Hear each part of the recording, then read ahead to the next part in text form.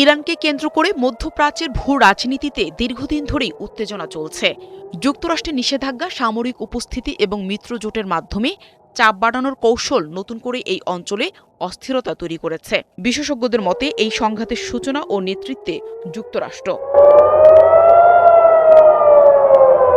চলমান উত্তেজনার সরাসরি প্রভাব সবচেয়ে বেশি উপভোগ করছে উপসাগরীয় দেশগুলো।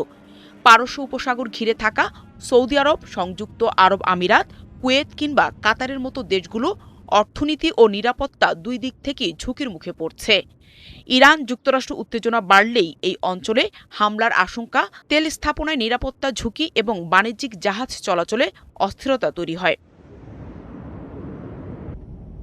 পর্দার আড়ালে আরব দেশগুলোতে বাড়ছে অসন্তোষ, কারণ তারা এমন এক যুদ্ধে জড়িয়ে পড়েছে যা তারা শুরু করেনি, আবার অনুমোদনও করেনি, কিন্তু এখন অর্থনৈতিক এবং সামরিকভাবে এর মূল্য দিতে হচ্ছে।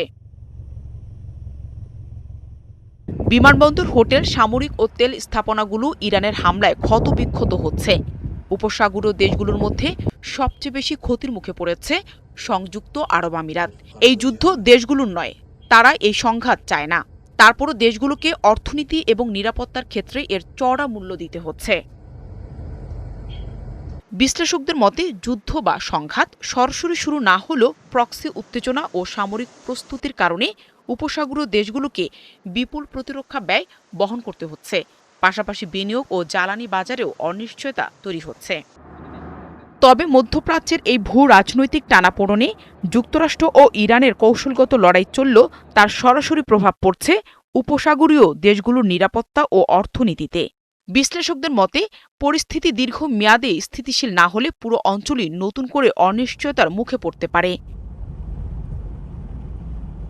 নাহিদা রিন্থি, ৭১।